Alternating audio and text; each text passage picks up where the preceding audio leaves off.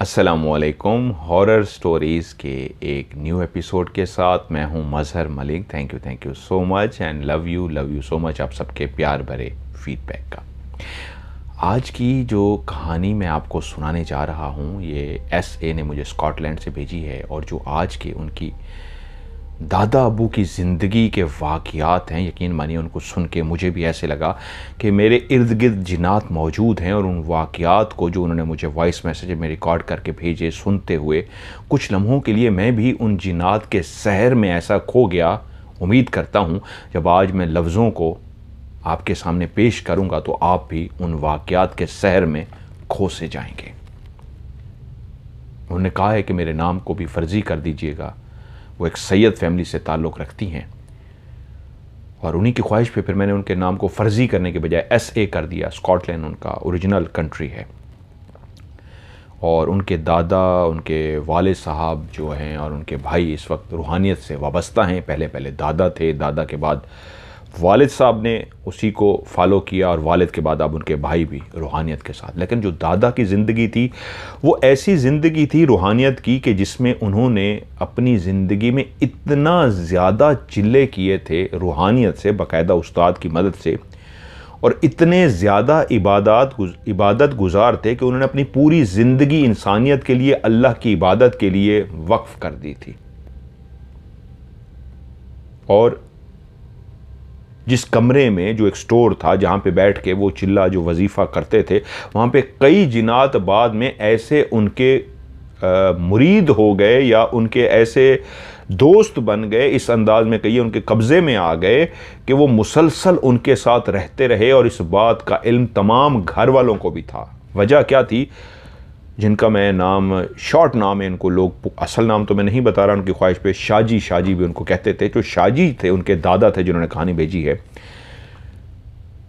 अपने वक्त के बहुत नामवर एक गद्दी नशीन रहे हैं। गद्दी नशीन से मुराद उनका कोई दरबार वगैरह नहीं था, लेकिन एक ऐसे शख्स जो हर वक्त दीन के साथ ऐसे वाबस्ता थे कि जहाँ जिसको किसी को ज़रूरत पड़ी तो वो हाजिर होते थे। पाकिस्तान में कोई भी ऐसा केस कि किसी इंसान के अंदर जिन्नात की हाज़िरी हो गई है और वो नहीं निकल रहा, तो वो कहते थे अगर कहीं से भी इसका इलाज नहीं हो सका तो फ़लाँ जगह पे जो शाजी रहते हैं वो इसका इलाज कर देंगे, और वो इलाज कर देते थे। घर तो उनका मैं वो रियल जगह नहीं बताता, रावलपिंडी से पेशावर के दरमियान आप जाएँ, फ़र्ज़ी रख लेते हैं, टेक्सला कर देते हैं, उसके करीब जगह है, तो वहाँ पे उनका घर था। और रावलपिंडी में भी एक जगह बनाई थी जहाँ पे वहाँ पे 3-4 दिन के लिए, हफ्ते के लिए जाकर बैठते, लोग आते वहाँ से, उनसे दम कराते, वो पानी दम करके देते लोगों को। मसले मसाइल रूहानियत के हवाले से, जिन्नात के हवाले से, जादू के हवाले से जितने भी मामलात होते वो वहीं हल करते। वो पैसे वगैरह नहीं लेते थे, वो फ़ी सबीलिल्लाह काम करते थे, एक अल्लाह के नेक बंदे थे। लेकिन जो इन्होंने घर बनाया था वो उस इलाके का सबसे बड़ा और सबसे खूबसूरत घर था। इस अंदाज में उन्होंने घर बनाया था कि उस घर के अंदर 4 सहन थे। किसी भी आप घर में, पाकिस्तान, इंडिया, बांग्लादेश, इन मुल्कों में आप जाएं तो एक घर का दरवाज़ा खोलें तो सबसे पहले एक बड़ा सा सहन होता है, यानी कि खुली जगह जिसके ऊपर छत नहीं होती। और उसके बाद एक बरामदा होता है। बरामदा बोलते हैं कि उसके ऊपर छत तो होती है तो, लेकिन वो खुला होता है, नीचे उसके दीवारें नहीं होती। उसके बाद फिर बाकायदा कमरे होते हैं। कमरे 4 दीवारें के ऊपर एक छत को कमरा बोलते हैं। ये सबको पता होगा। मैंने एक्सप्लेन क्यों किया, क्योंकि मुझे उस घर को समझाना है कि जब आप दरवाजे से दाखिल होते थे तो एक छोटा सा सहन था। उस छोटे से सहन को जैसे अबूर करते थे एक बड़ा सा बरामदा आ जाता था। ऐसा बरामदा जिसके ऊपर बिल्कुल एक बहुत बड़ी, एक जगह से दूसरी जगह तक छत ही छत थी, लेकिन उसके नीचे कोई भी दीवार नहीं थी। उस बरामदे से आगे 2 सीढ़ियों के स्टेप थे, 1-2 ऊंचाई पे एक और बड़ा सा बरामदा बना हुआ आ जाता। ये घर असल में एक एल शेप की तरह, जिस तरह इंग्लिश का एल होता है, एल शेप की तरह बना हुआ था। लाइन के अंदर बेइंतहा कमरे बने हुए थे। 2 बड़े किचन थे। एक बड़ा जो किचन था उसके एक अंदर एक और दरवाज़ा भी था जो बाहर वाली साइड पे खुलता था, जहाँ पे एक बहुत बड़ा प्लाट था जिसकी 4 दीवारी हुई थी। बाद में इनके दादा अबू की वफ़ात के बाद जिन्होंने कहानी भेजी, इनके वालिद ने वहाँ पे अपना घर बनाया था। जो छोटा इनका किचन था उसका दरवाज़ा तो नहीं लगाया गया था, लेकिन जगह रखी गई थी कि कभी भी दरवाज़ा लगाया जा सकता है, क्योंकि उसके बाहर एक बड़ा सा कुआं था पानी के लिए। और उन कुएं से आगे गुजरते हुए जाते तो एक इनके ताया का घर था जिसके अंदर बहुत बड़ा बाग बना रखा था, जिसके अंदर अमरूद, केला, माल्टे, अनार, बहुत सारे वहाँ पे फल लगाए गए थे। तो एक बहुत बड़ा ऐसा घर था कि उस वक्त में लोग इस घर को, इसकी बनावट को, इसकी खूबसूरती को, और जिस घर के अंदर बाकायदा 4 सहन हो, वो कितना बड़ा घर होगा, लोग दूर दूर से देखने के लिए आते।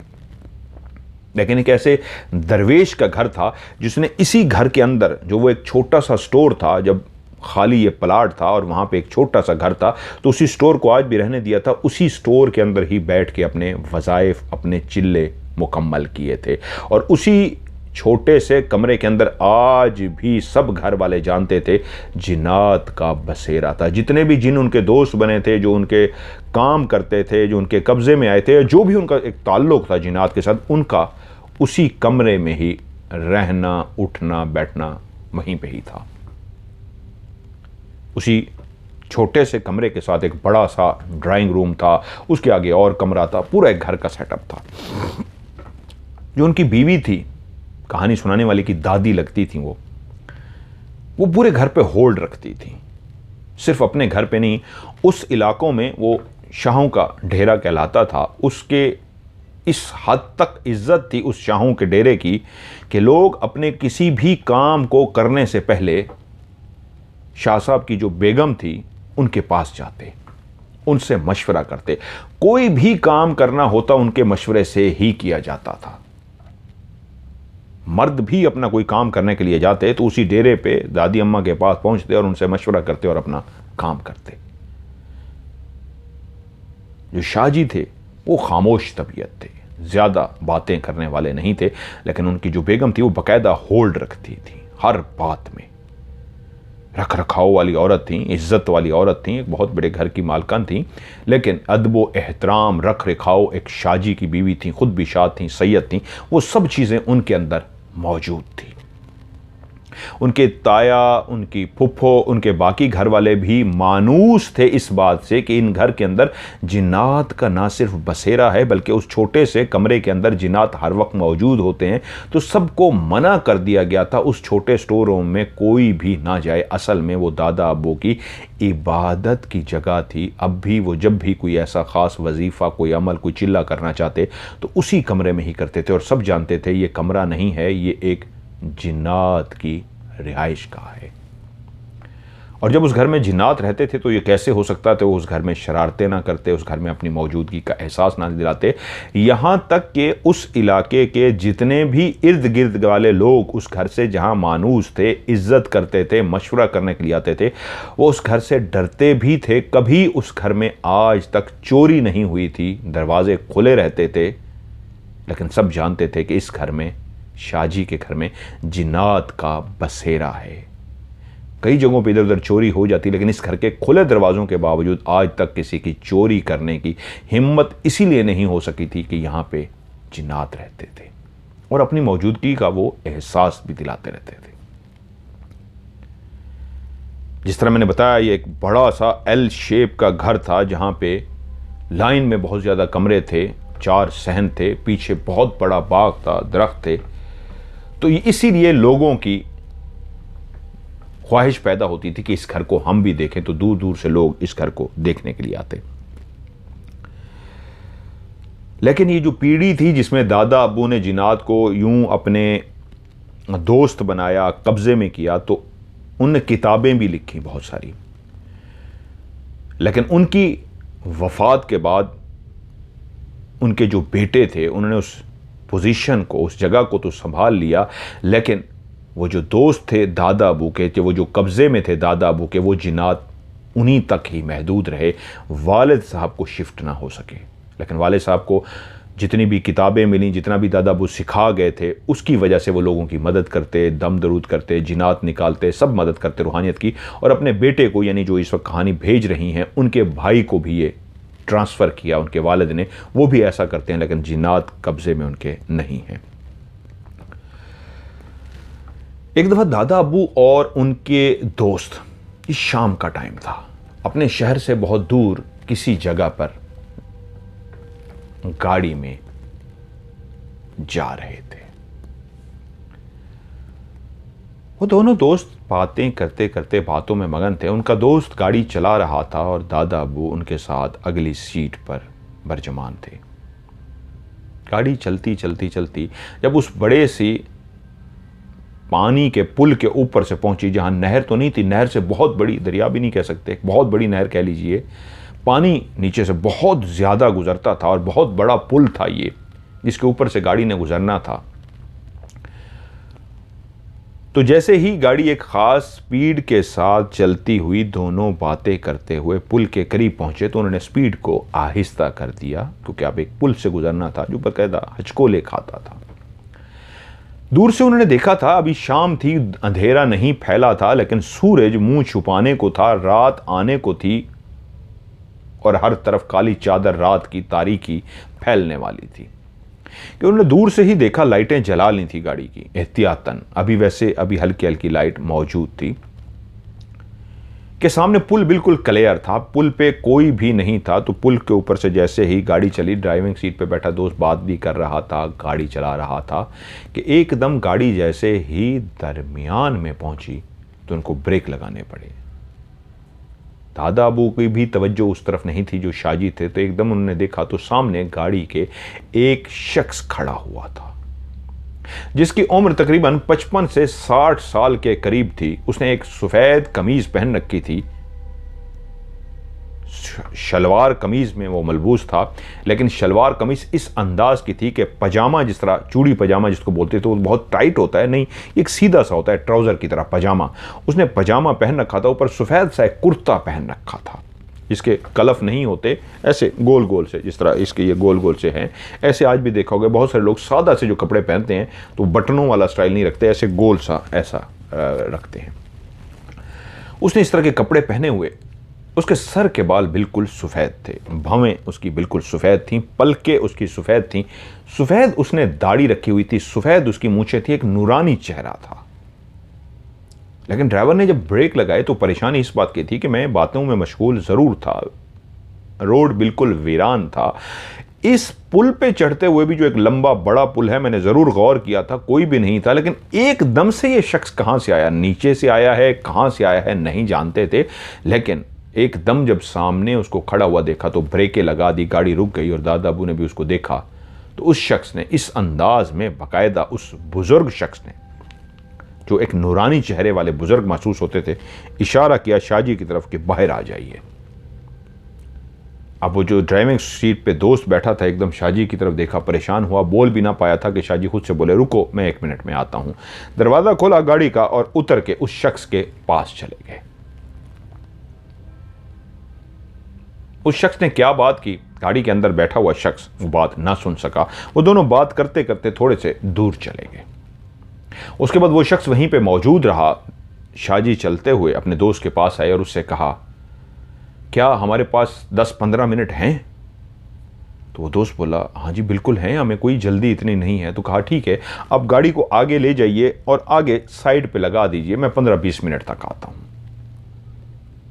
उस शख्स ने आगे सवाल ना पूछ सका, यकीनन जानता था शाजी एक रोब वाले, दबदबे वाले, एक ऐसे शख्स हैं जिनसे बहुत सारे लोगों का मिलना मिलाना होता है, कोई ना कोई अपनी किसी भी मसले के हल के लिए उनके पास आता है, तो यकीनन ये भी किसी मसले के हल के लिए आए होंगे। उसको गाड़ी चलाता हुआ पुल को क्रॉस कर गया और आगे जाके उसने गाड़ी लगा दी, बंद कर दी, शाजी चले गए। 20-25 मिनट के बाद शाजी वापस आए, उनके हाथ में एक सादा सा गत्ते का डब्बा था। वो गाड़ी के पास आए और डब्बे को खोल दिया, दोस्त को कहा, ये हलवा पूरी खाइए। एक छोटा डब्बा था, एक बड़ा डब्बा था। छोटे डब्बे को उन्होंने दोस्त के लिए खोल दिया कि ये हलवा पूरी खाइए। दोस्त ने हलवा पूरी निकाली, खाई, और इतनी मज़ेदार हलवा पूरी, इतनी मज़ेदार टेस्टी हलवा पूरी कि उसने ज़िंदगी में इतनी मज़ेदार हलवा पूरी नहीं खाई थी। उसने खाई और अश अश कर उठा, और उसके बाद कहा कहाँ गए थे? कहा बस किसी को फातिया कराना था, दम कराना था बरकत के लिए, तो वहाँ गया था, उन्होंने ये मिठाई दे दी तो मैं आपके लिए भी ले आया, और ये डब्बा घर के लिए दे दिया है, मैं घर भी ले जाऊँगा। लेकिन वो दोस्त बोला जो गाड़ी चला रहा था कि बहुत ही मज़ेदार मिठाई हलवा पूरी है, मैंने इससे ज़्यादा मज़ेदार हलवा पूरी पूरी दुनिया, पूरी ज़िंदगी में नहीं खाई। खैर वो दोनों बातें करते हुए चले गए। उसने पूरी वो हलवा पूरी खा ली। कहीं पे उनको रहना था, 1-2 दिन वो वहीं पे रहे, हलवा पूरी वहीं पे रही, और 2 दिन बाद वो वापस आए, घर पहुंचे और अपनी बेगम को, यानी कि दादी अम्मा को, ऐसे कि जो दादी अम्मा थी, वो हलवा पूरी का डब्बा दे दिया कि ये लें आपके लिए हलवा पूरी आई है। तो दादी बोली अच्छा ठीक है। वो अपने कमरे में चले गए। थोड़ी देर के बाद दादी अम्मा हलवा पूरी का, उनकी यानी बेगम, डब्बा लेके उनके पास पहुंची और कहेगी ये क्या है इसके अंदर? बोले हलवा पूरी क्या है, इसके अंदर तो गोबर भरा हुआ है, जानवर का जो गोबर होता है। वो लेटे हुए थे, उठ के बैठ के कहते हैं क्या मतलब है? उन्होंने कहा ये देखें, ये तो गोबर है। कुछ देर देखते रहे, फिर दादी मुखातिब हुई किसने दी थी ये मिठाई? तो फिर उन्होंने वो सारा वाकया सुनाया कि मैं और मेरा दोस्त जब हम जा रहे थे, पुल के सामने जिसने आके हमारा रास्ता रोका था वो एक जिन था जिसने इंसान का रूप धार रखा था। वो मेरे पास आया और मुझसे बोला हमें पता लगा कि आप यहां से गुजरने लगे हैं, आप बहुत पीछे थे, तो हमें इतला मिल गई, क्योंकि जिन्नात इतला दे देते हैं, उनके लिए उड़ के जाना और पैगाम देना बहुत आसान होता है। तो हमारे यहाँ आज हलवा पूरी बन रही थी, जब आपका जिक्र सुना तो फौरी दिल में आया कि आपको इनवाइट किया जाए, आप हलवा पूरी भी खा लें, और इस पे जिस तरह कोई भी देग पकती है तो उससे पहले उसको फातिया कराई जाती है, उस पर दम कराया जाता है, और एक बरकत के लिए कि इसमें बरकत पड़ जाए, जो इस पर कुरान पढ़ दीजिए ताकि बरकत पड़ जाए। तो यही सोच के मैं आपके पास आया हूँ। हलवा पूरी तैयार है और हमने बांटनी है, तो आप प्लीज़ आ जाइए, इस पर कुरान पढ़ दीजिए ताकि इसमें बरकत पड़ जाए। तो मैं उनके साथ जब दोस्त को गाड़ी खड़ी की तो वो मुझे पानी के अंदर ले गए। वो जो बड़ा सा पानी था, उन्होंने मेरा हाथ पकड़ा और मैं परेशान ज़रूर हुआ, लेकिन मैं जानता था वो जिन ज़्यादा है, उसके हाथ पकड़ने से ही मुझे पता लग गया था, उसके सामने खड़े होने से, जब वो गाड़ी के सामने खड़ा हुआ था मुझे तब भी पता लग गया था। खैर उसने जब मेरा हाथ पकड़ा तो जब मुझे पानी की तरफ लेके जाने लगा तो मैं समझ गया बज़ाहिर हम पानी के अंदर जा रहे हैं, लेकिन हकीकत में काम कहीं और जा रहे हैं।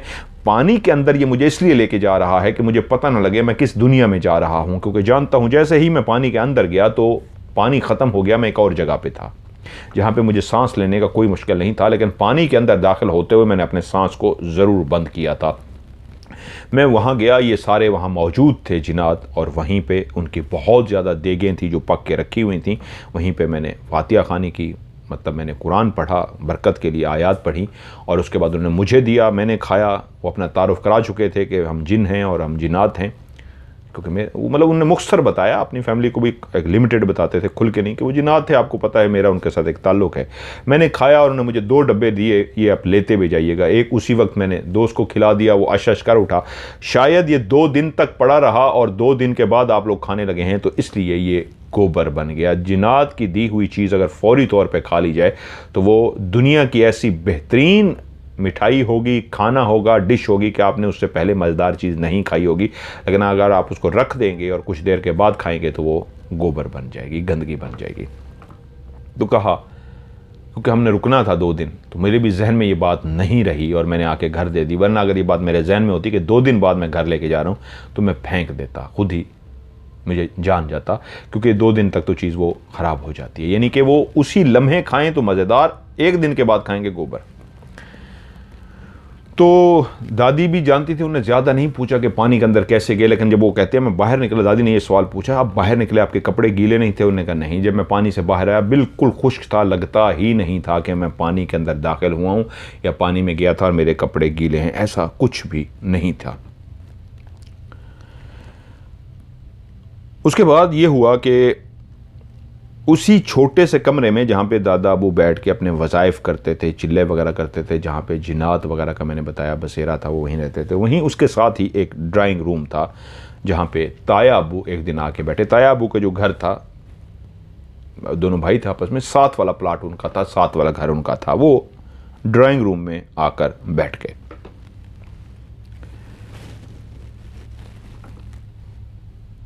घर में ताया जो होता है, वो ये ताया कह रही हैं जिन्होंने कहानी भेजी, असल में तो वो दोनों शाहजी और वो उनके भाई थे, वो आना जाना रहता था, साथ ही घर था। जब वो ड्राइंग रूम में बैठे हुए थे तो उस वक्त जो खिड़कियां थी, हमारे घर के भी बहुत पुराना जो हमारा घर था ऐसी ही खिड़कियां थी जैसे वो बता रही हैं। अमूमन बहुत सारे लोगों ने, जो एक मेरी तरह की जनरेशन है जिन्होंने टीवी और एंटीना देखा हुआ है, उनको ये खिड़कियाँ याद होंगी।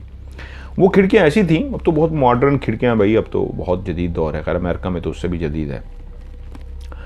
उन्होंने वही खिड़की बताई जो हमारे घरों में भी बहुत पुराने घर में होती थी, कि 2 उसके दरवाजे होते थे, खिड़की को बंद किया जाता तो लकड़ियां के 2 बने होते थे जो वो आपस में बंद होते थे, लेकिन उससे पहले एक पूरा जंगला लगा होता था लोहे का, जिस तरह जेल होती है कैदियों के लिए, उसके आगे लोहे की सलाखें लगाई जाती हैं, ऐसी मोटी मोटी गोल सी उस खिड़की के आगे सलाखें लगाई जाती थी, और 2 लकड़ी के पट होते थे जो अंदर वाली साइड से बंद कर दिए जाते थे, बाहर वाली साइड से लोहे की सिर्फ सलाखें होती थी। लकड़ी की एक खिड़की होती थी, ऊपर से नीचे तक सलाख होती थी, दरमियान में भी एक लकड़ी होती थी, और तकरीबन कोई एक खिड़की के अंदर 6-7 सलाखें लोहे की लगी होती थी। ऐसी ड्राइंग रूम के अंदर सामने खिड़की थी, वो अंदर बैठे हुए ऐसे रिलैक्स टेक लगा के बैठे हुए, उनकी निगाह खिड़की पे पई तो उन्होंने देखा खिड़की खुली हुई है, लोहे का वो जो जंगला सा लगा हुआ है, सलाखें लगी हुई हैं, उसके बाहर एक बकरी का बच्चा कहीं से आ गया था। उसका छोटा सा मुंह था जो सलाखों के अंदर उसने घुसा लिया। उस बकरी के बच्चे ने जब बाहर खड़े होके अपने फेस को टच किया तो एकदम आवाज़ पैदा हुई उन लोहे के साथ कि कोई चीज़ रगड़ खा रही है। उन्होंने उस तरफ देखा तो वो ऐसे अपने मुंह को हिलाते हुए, उसने मुंह को उन सलाखों के बीच में जो बहुत कम गैप होता है, मुंह घुस नहीं सकता, लेकिन उसका इतना छोटा मुंह था, बच्चा सा था, कि उसका मुंह घुस गया उसके अंदर।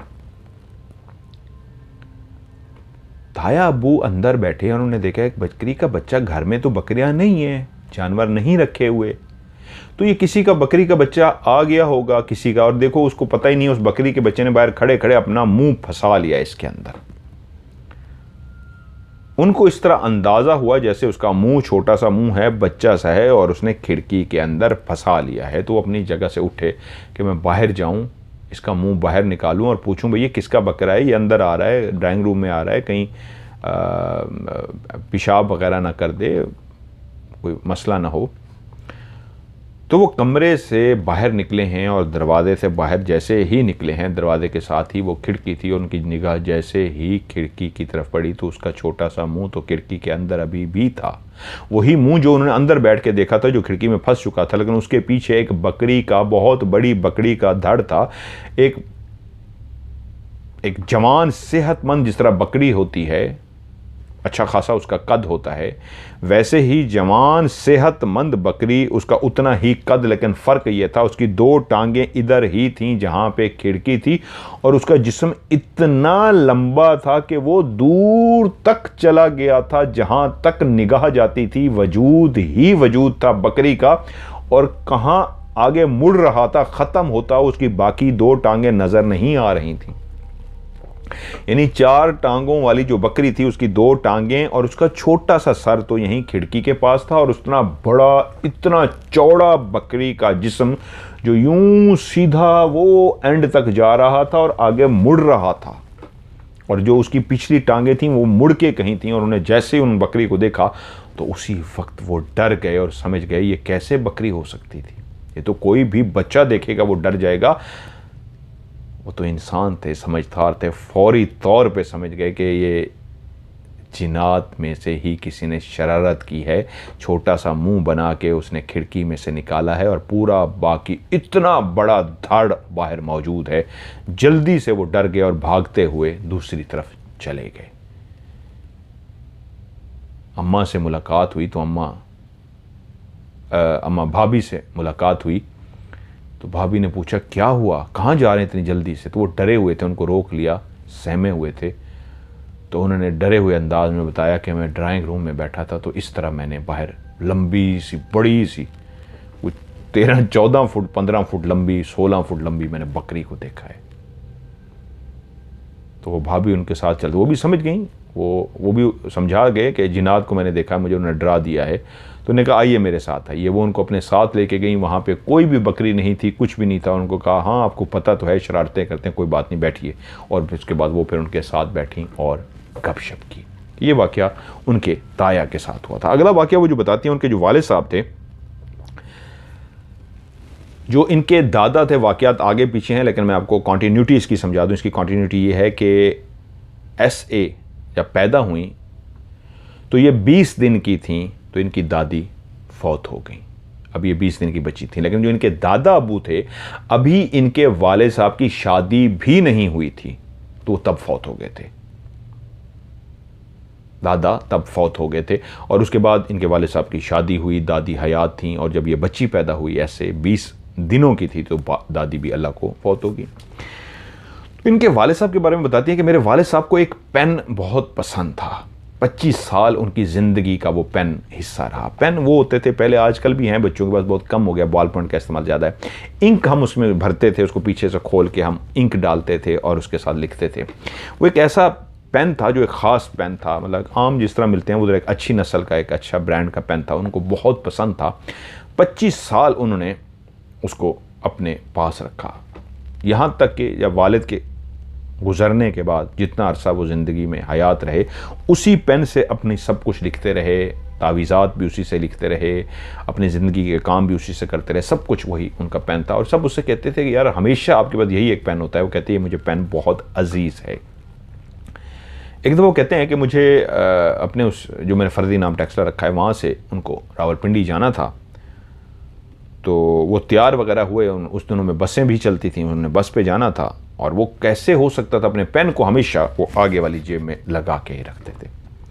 तैयार श्यार हुए, कपड़े उनके तैयार थे, उन्होंने कपड़े पहने और पेन उठा के अपने पेन को जेब में रखा। बाकी सामान कैश पैसे ये वो जो कुछ था वो जेब में रखा। और घर से जैसे ही बाहर निकलने लगे तो उनको कुछ ही एड्रेस एक लिखना था। उन्होंने वो एड्रेस लिखा और घर के बाहर, घर के अंदर नहीं, घर के बाहर जाके उनको एक एड्रेस लिखना था। घर के बाहर उन्होंने एड्रेस लिखा और एड्रेस लिखने के बाद वो पर्ची उसी आगे वाली ही जेब में डाली जो लिखी थी और पेन भी जेब में डाल लिया।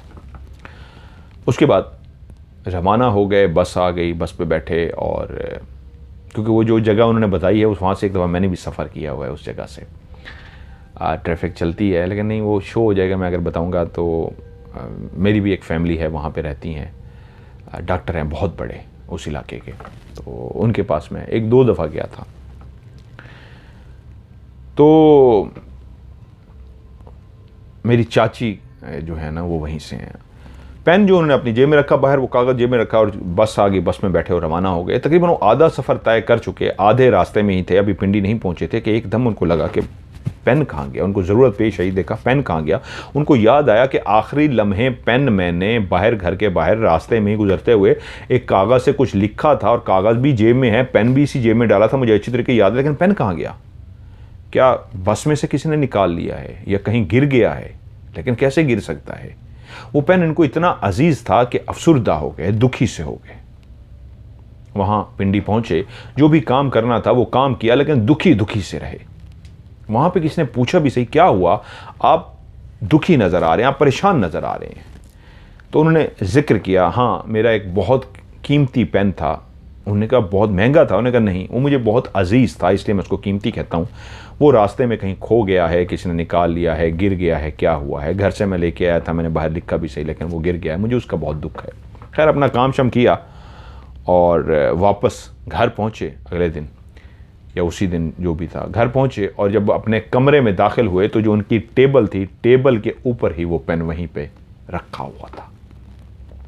वो एकदम चौंक पड़े और उनको एहसास हुआ कि ये तो मैंने बाहर लिखा था, घर से तो मैं लेके गया था, या तो इसको बाहर गिरना चाहिए था या बस में से गिरना चाहिए था, किसी को निकाल लेना चाहिए था। इसका मतलब है ये कोई शरारत की है, किसी ने यहाँ से पेन निकाल के उसको घर ला के रख दिया था। या ये भी हो सकता है किसी ने चोरी किया हो और उस जिन्नात ने उनसे छीना हो। ये भी हो सकता है कहीं पे गिर गया हो, जिसके चांसेस कम थे गिरने के, ये ज़्यादा चांसेस थे कि किसी ने बस में से निकाल लिया हो।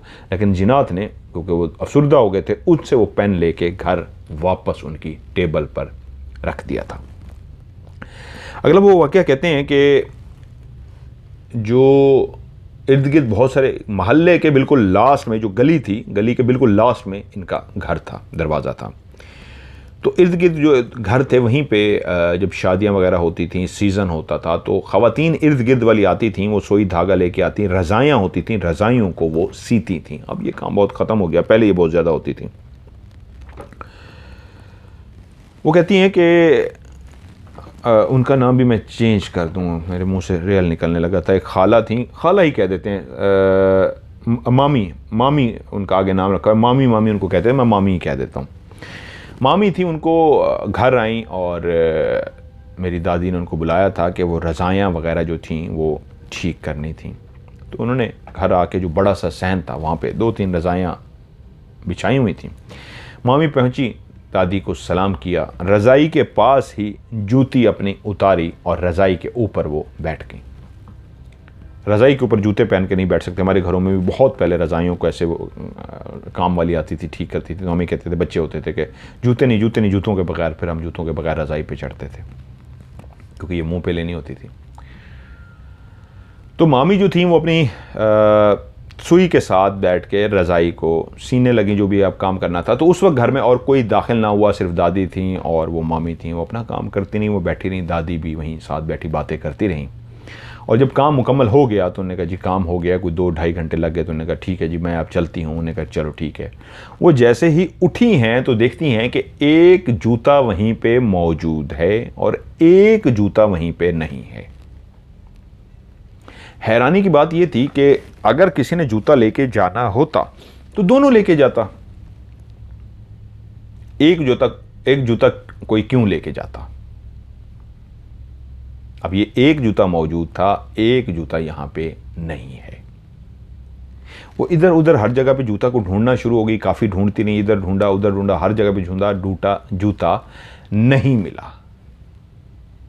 तो तभी दादी बोली, दादा उस वक्त गए हुए थे पिंडी 4-5 दिन के लिए, हफ्ते के लिए। तो दादी बोली छोड़ दो। मामी उनका नाम लेके बोली, आप घर जाओ, जूता मिल जाएगा, आपका जूता कहीं नहीं जाता, मुझे पता है, मैं आपको कह रही हूँ, बेफिक्र हो, आपका जूता बिल्कुल मिल जाएगा, मैं आपको बुला के आपका जूता दे दूंगी, अभी आप घर जाओ। तो उसने अपना एक जूता हाथ में पकड़ लिया और वो एक जूता लेके वहां से चली गई।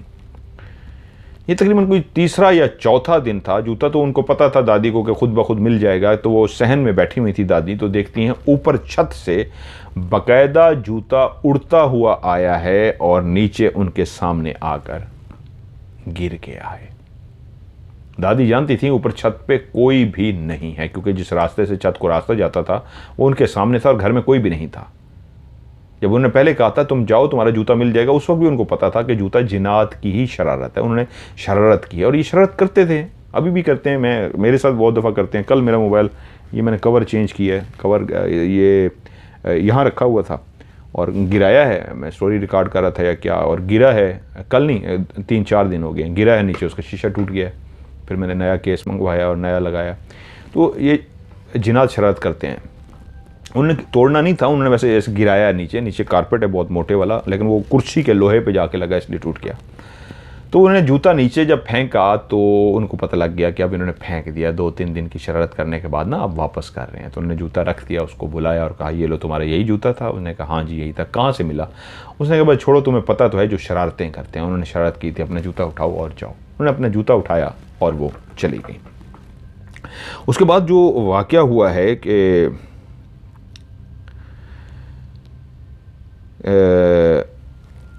ये 9 और 10 मुहर्रम को हर दफ़ा ऐसा होता।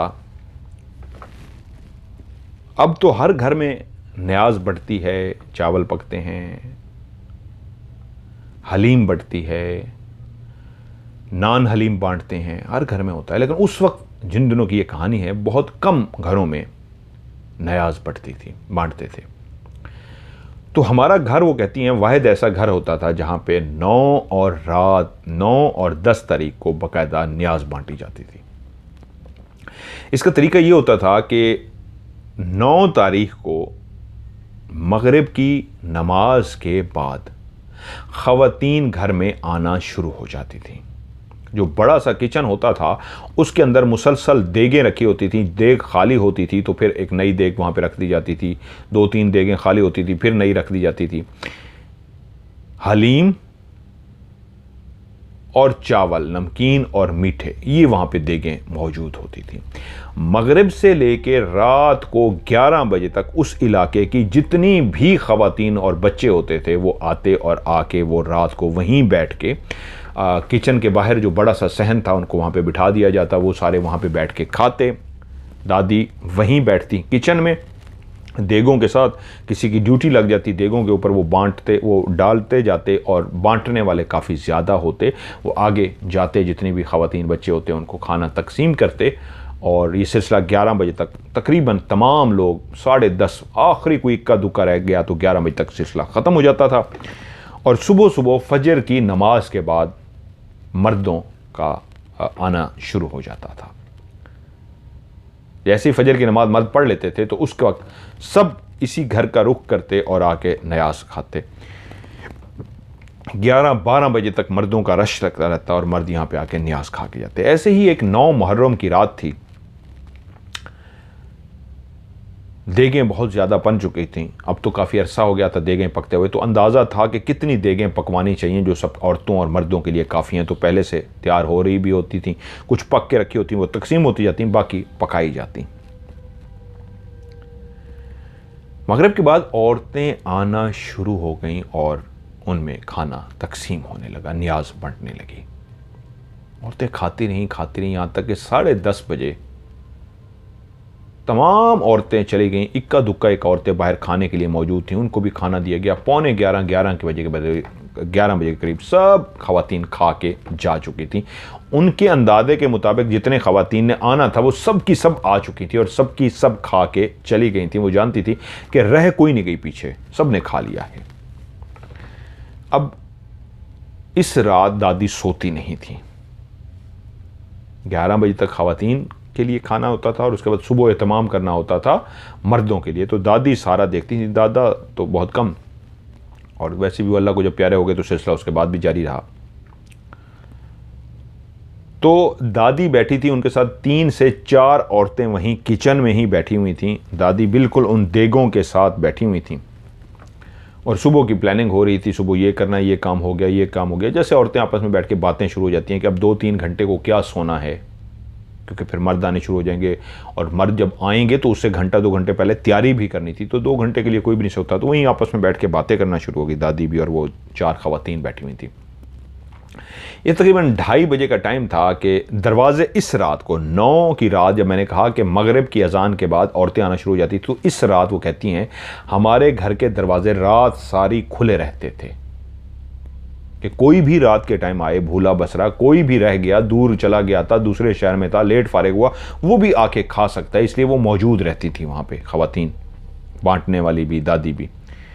तो रात के 2:30 बजे दरवाज़ा खुला हुआ था, तो एक बच्चा जिसकी उम्र तकरीबन 2.5 से 3 साल होगी, 3.5 साल होगी, छोटा सा पतला सा, उस बच्चे ने एक कमीज़ पहनी हुई थी, शलवार उसकी नहीं थी, पाँव उसके नंगे थे, उसका जिस्म सांवला काला सा जिस्म था, चेहरा उसका बिल्कुल काला सांवला सा था और जो उसने कमीज़ पहन रखी थी वो इंतहाई मैली कुचैली थी, जिस तरह गरीबों के बच्चों की इंतहाई मैली कुचैली कमीज़ होती है।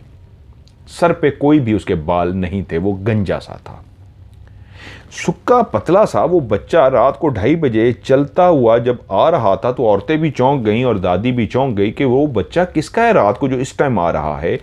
वो बच्चा खुद से वो सीढ़ियाँ चढ़ते हुए, सहन को अबूर करते हुए जब बिल्कुल उस देग के पास आके खड़ा हो गया जिसके अंदर नमकीन चावल थे और मीठे चावल थे, तो औरतें एकदम चौंक पड़ी और उस बच्चे से मुखातिब हुई, कौन हो तुम, तुम्हारी माँ किधर है, तुम रात को टाइम देकर 2:30 बजे अकेले आ गए हो। आपस में जिस तरह औरतों की एक आदत होती है, परेशान हो जाती है ना देख के कि एक मासूम बच्चा रात को 3-3.5 साल का अकेला आ गया है, पाँव में जूता नहीं है, सुक्की सी पतली पतली सी टांगी हैं, सांवला सा रंग है, और उससे पूछना शुरू हो गई, तुम्हारा नाम क्या है, तुम्हारी माँ कहाँ है, तुम किसके बेटे हो, कहाँ से आए हो। बच्चा खामोश खड़ा रहा। वो जितना पूछती नहीं, उस बच्चे ने कोई भी जवाब नहीं दिया, चुप करके खड़ा रहा। तो दादी ने उसे कहा इधर आओ। वो चुप करके दादी के पास गया। उन्होंने मीठे चावल और नमकीन चावल 2 प्लेटें बहुत बड़ी बड़ी सी भर के, जैसे किसी बड़े को दिया जाता है। तो औरतें बोली कि ये कम करें, बच्चा इतना नहीं खा सकेगा। दादी ने इशारा किया कि अभी चुप करो। तो प्लेटों का साइज इतना कर दिया जैसे कोई एक बड़े बंदे को प्लेट भर के दी जाए तो वो भी नहीं खा सकेगा, बचा देगा थोड़ी सी। ऐसे ही 2 बड़ी बड़ी प्लेट कह रहा हूँ, ट्रे, जो बड़ा ट्रे होता है ना स्टील का, जिसमें ज़्यादा लोगों को देना है कि 4 लोगों को देना है तो 4 लोगों को 5 लोगों को स्टील में दे दे। तो स्टील के बड़े से 2 स्टील के ट्रे थे, एक में नमकीन भर के और एक में मीठा भर के, तकरीबन भरे हुए दोनों उस बच्चे के आगे रखती हैं। वो बच्चा नीचे बैठ गया, कहा बैठ के खा लो। वो बच्चा चुप करके नीचे बैठ गया और उसने हाथ से पहले नमकीन ट्रे जो भरी हुई थी 4-5 लोगों की, वो सारी खा गया। और उसके बाद जो मीठे चावलों की पूरी भरी हुई ट्रे थी, वो चुप करके बैठा खाता रहा और खा गया। छोटी छोटी उस तरह लुकमे बना के खाता रहा और खा गया। तो उसके बाद उठ के खड़ा हुआ, बोला कुछ नहीं और नहीं मांगा, उठ के चुप के खड़ा हुआ और चल पड़ा।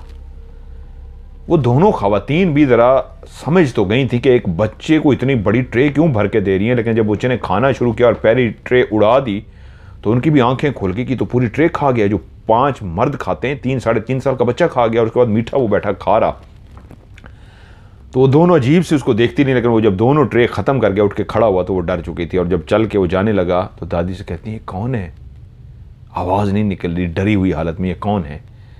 तो दादी कहती हैं अब तो तुम समझ गई होगी ना, तुम जब मुझे कह रही थी ट्रे भर के ना दे, बच्चा है, तो मैं तो उसी वक्त जान गई थी ये इंसान का बच्चा नहीं था। अल्लाह की बंदियों, रात को 2:30 बजे कौन सा इंसान का बच्चा 3:30 बजे आएगा इस तरह चलता हुआ खाना खाने के लिए अकेला। तुम्हें इतनी अक्ल नहीं है, इंसान का बच्चा नहीं था, ये जिन्नात का बच्चा था। लेकिन इंसान के बच्चे का रूप धार के आ गया था, ये नियाज खाने आया था। तो मैं समझ गई थी ये और भी मांगता, मैं इसको और देती। ये चाहता तो सारी देगें खा जाता, इसका पेट ना भरता। ये इतना खा सकता है कि सारी देगें खा जाता, लेकिन क्योंकि मैंने उसको फिर भी बड़े बड़े तो 2 ट्रे इसलिए भर के दिए कि इतना काफ़ी है, न्याज है, कल और इंसानों ने भी खानी है। तो उतनी उसने न्याज खाई और चुप करके वो चला गया है। समझ तो तुम्हें भी लगी होगी कि इतना छोटा बच्चा इतनी बड़ी 2 ट्रे नहीं खा सकता, जो 5 बंदों की 1 ट्रे होती है।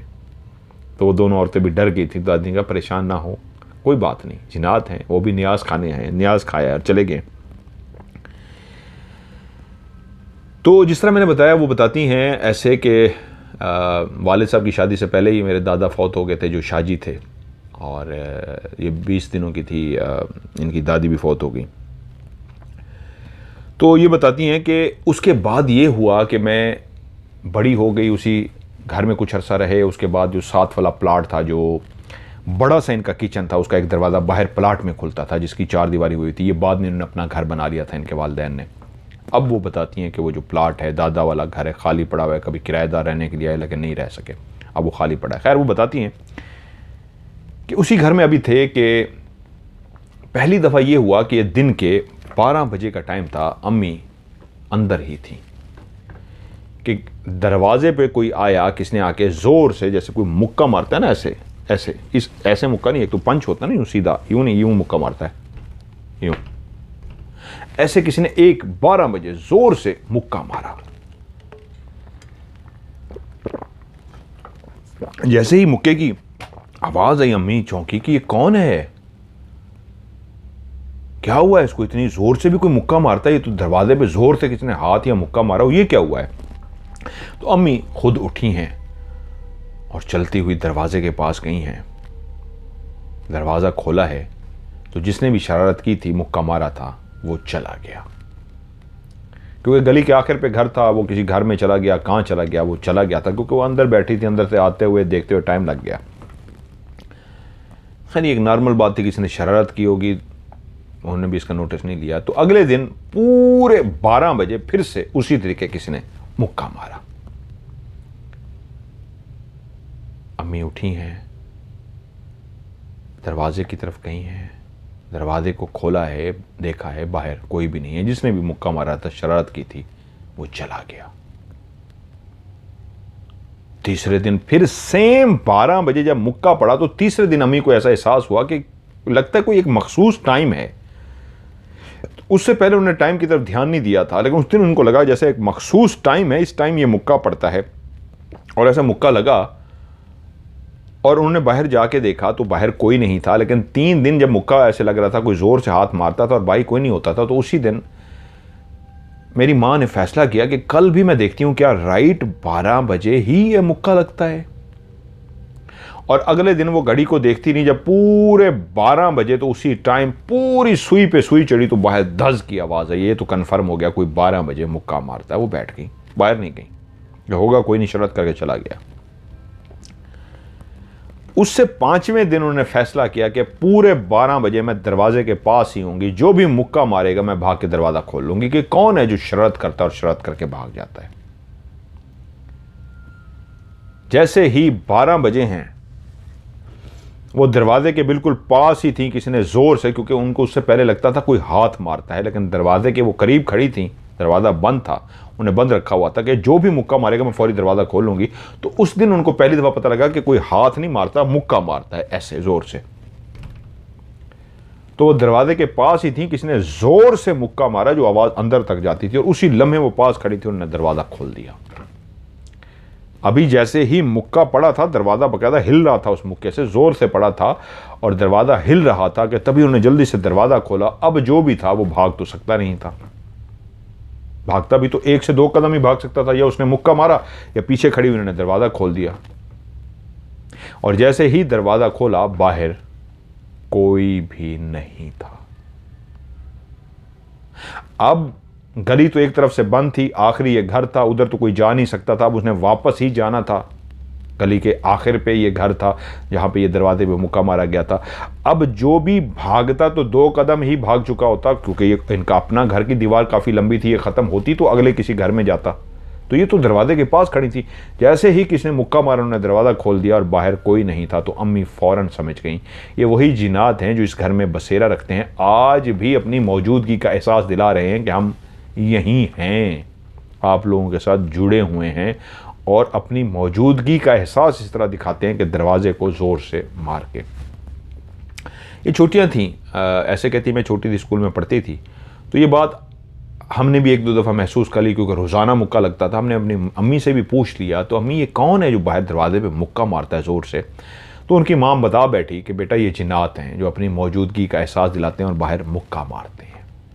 बच्चे थे, मानूस थे। मानूस से मुराद जिस घर में जिन्नात की हर लम्हे बातें होती आ रही हों और कई सालों से होती आ रही, उनके बच्चे भी बहुत दिलेर होते हैं, उनको कोई डर वगैरह नहीं लगता। तो इन लड़कियों ने, बच्चियां थी, इनको समझ नहीं थी, इन्होंने यही वाली बात जाके अपनी सहेलियों को भी स्कूल में बता दी कि हमारे घर में जो जिन्नात है ना, रोज़ 12 बजे मुक्का मार के जाते हैं।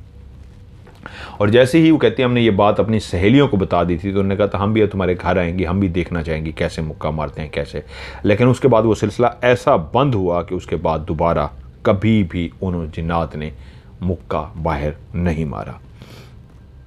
उसके बाद ये सिलसिला जो जिन्नात का बहुत अरसे तक चलता रहा, हमने जैसे अपनी सहेलियों को बताया वो ख़त्म हो गया। अब जिस तरह मैंने इस घर की आपको बताई कि छोटा जो किचन था उसका दरवाज़ा तो नहीं था, लेकिन जगह रखी दी गई, उसके बाहर कुआं था इनका बहुत बड़ा, और उसके आगे रास्ता जाता था। उन्होंने तो बड़ा तफसील से समझाया, जिनका घर है मैं तो नहीं समझा सकूँगा उतना, लेकिन आगे जो एक ताया ने बड़ा सा बाग जिनका नाम रखा हुआ था, बहुत बड़ा प्लाट था जिसके अंदर उन्होंने बहुत सारे दरख्त वगैरह लगा रखे थे, बहुत ज़्यादा, जहाँ पे अनार के, अमरूद के, केले के दरख्त, एक बड़ा सा दरख्त था केले का भी, ऐसे काफ़ी फल फ्रूट लगाए हुए थे, उनके ऊपर फल भी लगते थे। तो वहीं पे वॉशरूम भी बनाए हुए थे बाहर जाके, उसी प्लाट के अंदर ही, एक नहाने के लिए अलग से, दूसरा उसके लिए टॉयलेट के लिए। तो जो दीवार थी उस, क्या हुआ है ये देखें, ये शरारत हो गई है, देखा कहानी सुन रहे होते हैं तो मुसलसल कहानी सुनते हैं। ये अभी मैं कमरे में अकेला हूँ, उन्होंने साइन दिया, तो वो जो, अच्छा कोई इधर साइन दें जी, आज मैं खुद मांग रहा हूँ आपसे, ये लोग भी देखना चाहेंगे आपको, इस मोबाइल नहीं, मोबाइल बनी है तो तोड़ देंगे, कोई और साइन दें, बड़ा सा साइन। तो वो जो वो बाग था उसकी जो दीवारें थीं वो लोगों के घरों की भी दीवारें थीं, इस तरह का प्लाट था, लोगों ने अपनी घरों की दीवारें बनाई थी, तो वो उनकी दीवार आगे थी। एक दीवार ऐसी थी जिसकी साथ किसी की छत जो थी जुड़ी हुई थी। अच्छा एक वाक़या मैं भूल रहा हूँ, वो उसने जो वाक़या सुनाया था,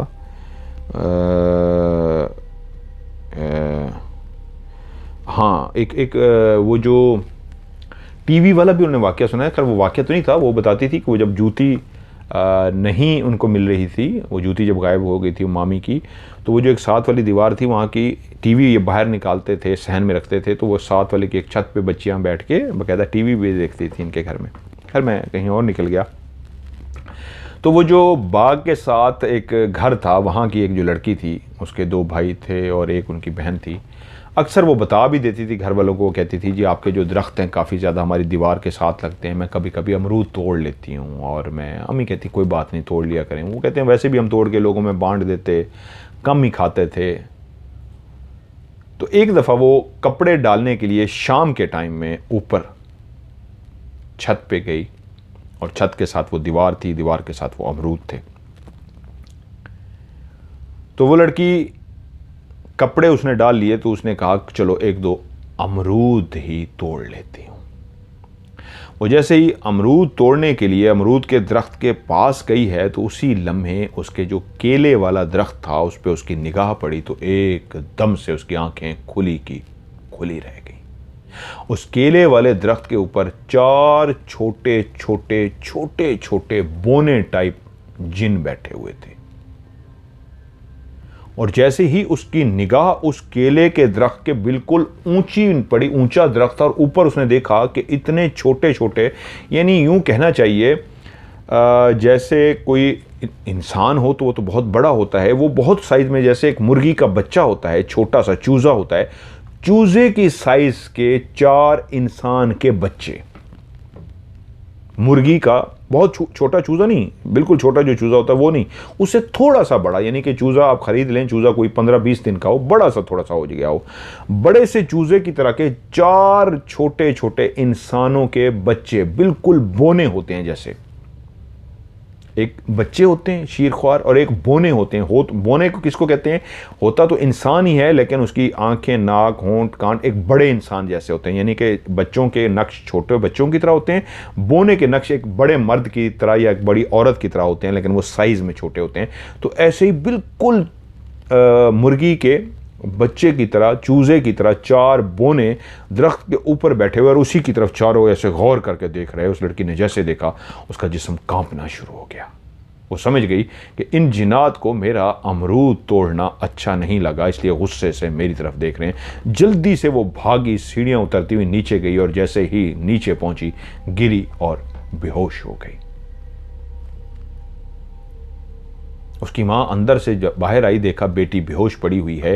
बेटी के ऊपर छींटे मारे, उसको होश में लाने की कोशिश की, उसको जिस तरह होश में ले आई, जैसे कैसे बेटी होश में आई तो माँ ने पूछा क्या हुआ है, तो बेटी ने बताया मैं अमरूद तोड़ रही थी और 4 बोने जिन, जिनकी शक्लें बिल्कुल इंसानों की तरह थी, बोने थे, छोटे छोटे, बहुत छोटे छोटे, मुझे बैठे गुस्से से घूर रहे थे।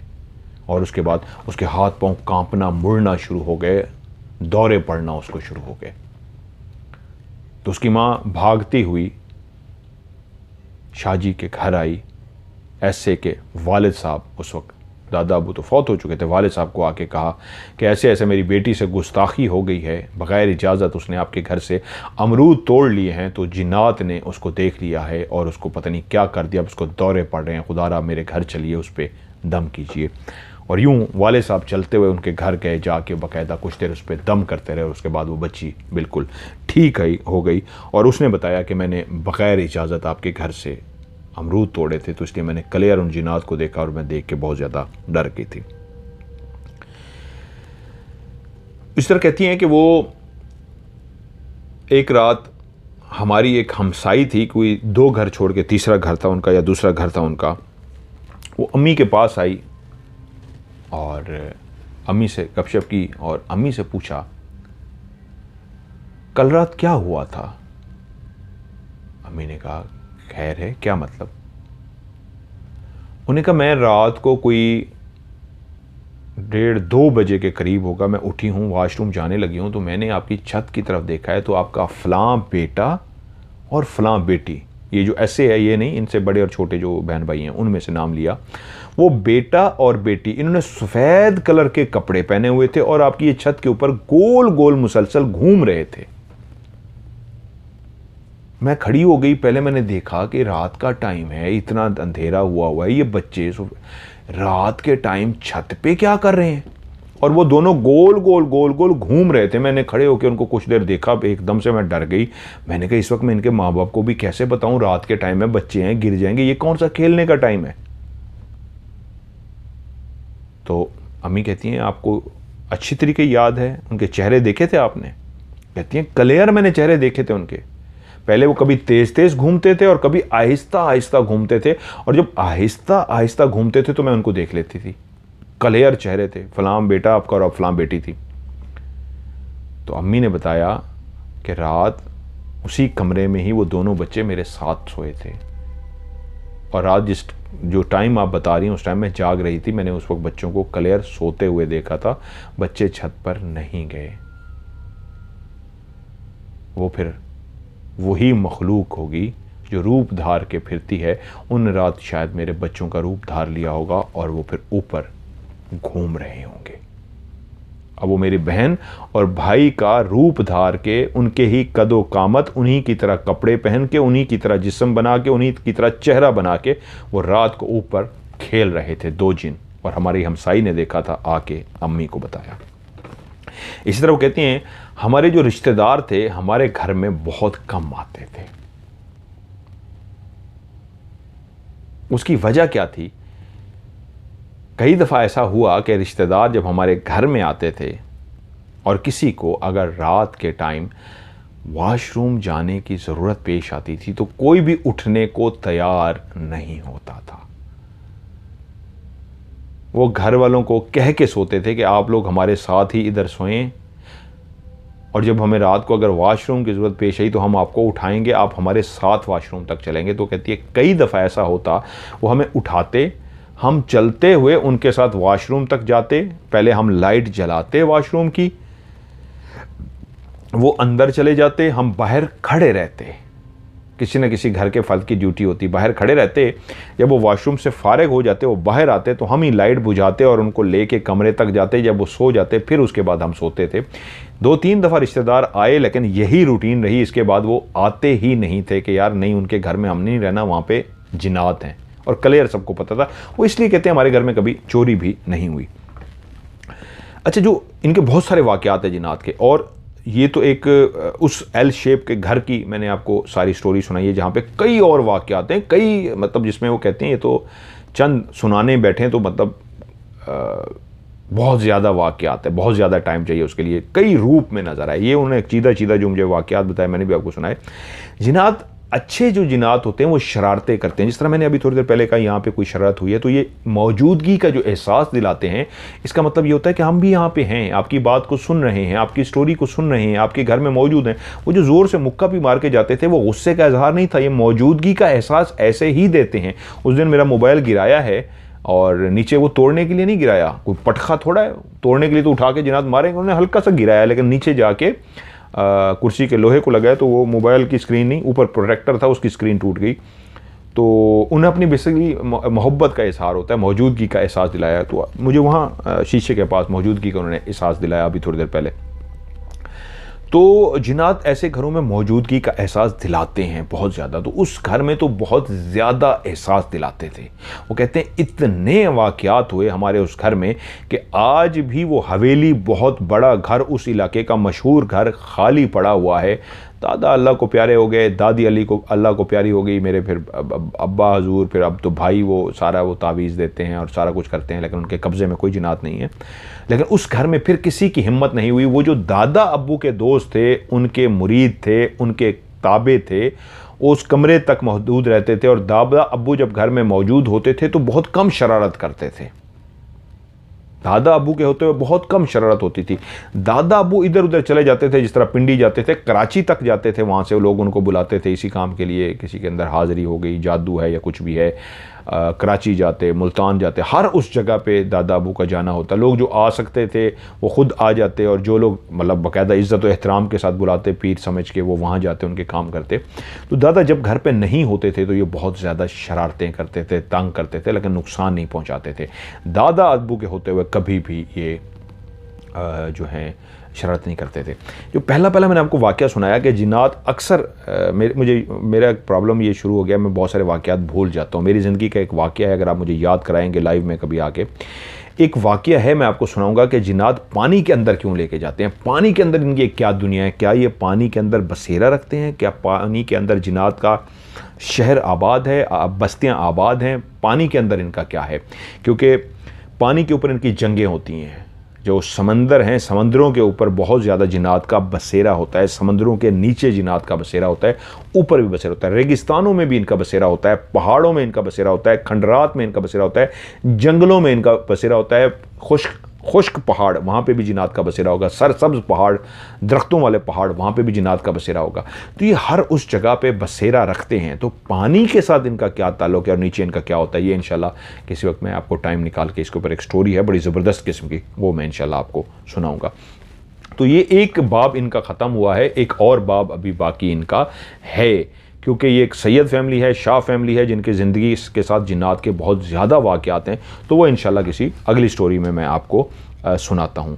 तो आप भी अपनी कहानियाँ मुझे सेंड कीजिए। ये पार्ट वाइज मैं नहीं सुना रहा, अलग अलग ही हैं। पहली स्टोरी अलग थी, ये वाली कहानी इस घर की थी, एक और जो इन्होंने भेजी अभी मैंने सुनी नहीं है, वो सुन के इंशाल्लाह वो भी मैं आपको सुनाता हूँ। क्योंकि मैं ताज़ा सुनता हूँ, लिख लेता हूँ और उसके बाद फिर मैं देख रहा होता हूँ, आपको सुना रहा होता हूँ। तो आप लोग भी कहानी भेजना चाहते हैं, अपनी कहानी मुझे सेंड कीजिए, वॉइस मैसेज भी कर सकते हैं, लंबा सा लिख दें, पूरे वॉइस मैसेज में कहानी सुना दें, कोई लफ्ज़ भूल जाएँ तो छोटा सा और मैसेज कर दें बाद में, और लिख के भी आप मुझे कहानी भेज सकते हैं। और मैं आप लोगों से कहूँगा कि लिख के भेजें या वॉइस मैसेज रिकॉर्ड करके भेजें, आपने लाजमी एक छोटा सा काम करना है, एंड में एक लफ्ज़ लिखना है, आखिरी सिर्फ लास्ट में, स्टोरी, STORY, लाजमी आपने लिखना है स्टोरी, और इसको भेजना है। मेरा व्हाट्सअप का नंबर है +92 313 6655500। मैं रिपीट करता हूँ, +92 313 6655500, और इसको उर्दू में पढ़ेंगे +92 313 6655500। इस पर आप मुझे सेंड कर दीजिए, इंशाल्लाह आपकी कहानी को मैं हॉरर स्टोरी का हिस्सा बनाऊंगा। आज की हॉरर स्टोरी से मदर मलिक को दीजिए इजाज़त। अपना ढेर सारा ख्याल रखिएगा। खुदा हाफिज़।